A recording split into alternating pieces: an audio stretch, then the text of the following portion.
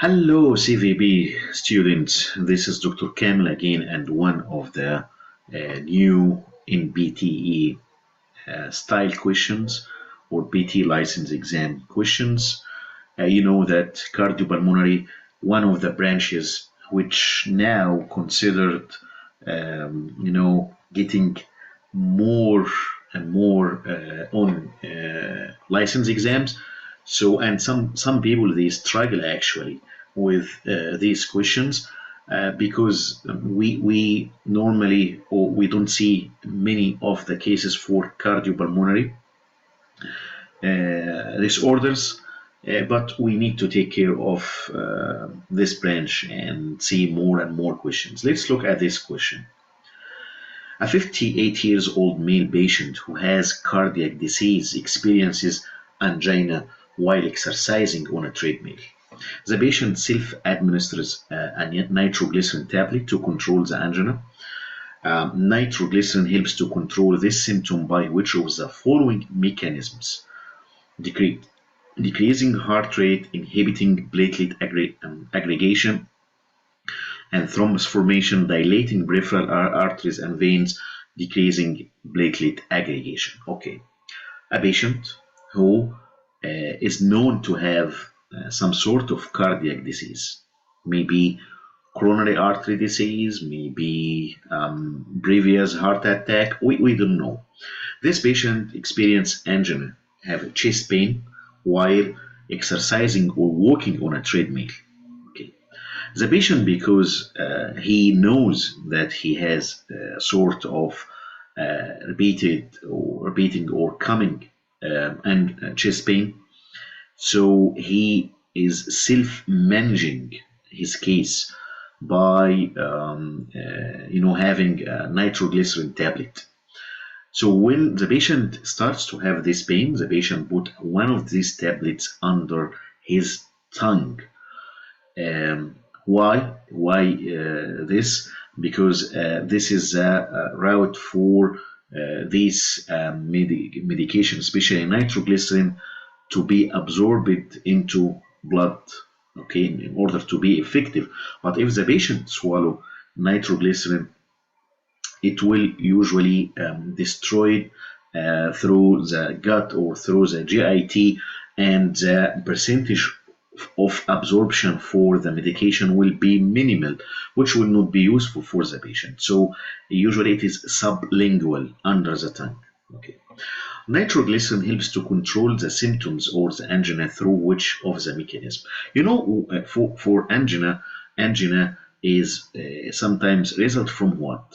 Increasing the load on the heart or increasing oxygen demand. Okay, so in this way, the patient starts to feel this. So with increasing activity, there is more of a heart contraction or contractility of the heart. And then what happens? This will increase the oxygen demand on the heart muscle, and then the patient starts to feel these symptoms. So how we can control this? Decreasing heart rate. There are some medications which does this, but not nitroglycerin. Inhibiting platelet aggregation and thrombus formation. Platelet aggregation, basically, that platelets are coming together, sticking together in order to, in cases of bleeding or something like a wound. This is a useful mechanism. But if this happens abnormally and platelets aggregate and come together, this could result in a thrombus formation, which is dangerous. Okay, and this is not also the mechanism of nitroglycerin. Dilating peripheral arteries and veins. Yes, this could be the mechanism. Why? Because when you are dilating peripheral arteries and veins, this will reduce the venous return for the heart, and this will reduce the work of the heart, and this will reduce oxygen demand, and this might result in improving of the symptoms. Decreasing platelet aggregation again. Oh, this is not or reducing platelet aggregation. This is not also the mechanism for nitroglycerin. So let's look at the answer and see the explanations. Okay. So the correct answer is number 3, dilating peripheral arteries and veins. Let's deep dive into the answer. We have different types of medications which are used for the management of cardiovascular disorder. We have beta blockers, calcium channel blockers, nitrates. These are 3 different categories or classes of medication which reduce the myocardial oxygen demand and help to alleviate symptoms or relieve symptoms during an angina attack. Okay. There are some other medications like antiplatelet agents, thrombolytic agents, anticoagulants, which help to increase myocardial oxygen supply or delivering more oxygen to the heart muscle. Okay, so nitroglycerin acts in 3 different ways to decrease myocardial oxygen demand. Number 1, dilation of veins, mainly because there are other medications which dilate the arteries. This dilation of veins to decrease will result in decreasing the venous return, and in return there will be decrease in the preload, and we will talk more about preload and afterload in the coming lectures by Dr. Blazer.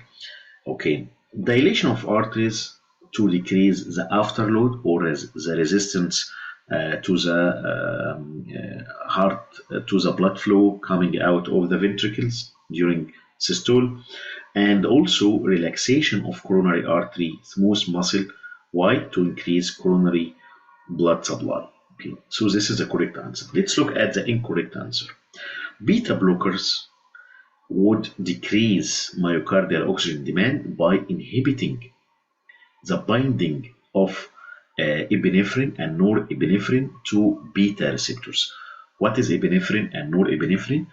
These are the sympathetic nervous system mediators, or which control or precipitate the action of sympathetic nervous system on what? On beta receptors. Beta receptors are found in the heart. So what is the result of that? Beta blockers will decrease the heart rate, will decrease the contractility of the heart, will decrease the cardiac output, and also blood pressure. This is not the mechanism or the answer. Anticoagulants, option number 2, increase myocardial oxygen supply by what? By inhibiting platelet aggregation and thrombus formation. And these are the most commonly used in acute treatment of venous thrombosis and thromboembolism. And this is not the mechanism which we are talking about here. Number 4, decreasing platelet aggregation. There are some medications which antiplatelet agents which increase the myocardial oxygen supply and people taking prophylactically to prevent the formation of thrombus before it happens.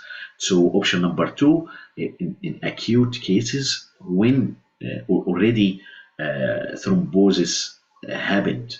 But number 4 is prophylactic treatment for prevention of platelet aggregation.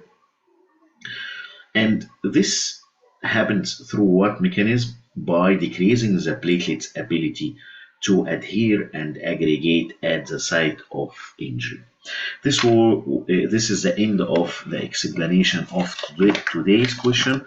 I hope that this was helpful for you, and I will see you in the next question soon. Thank you.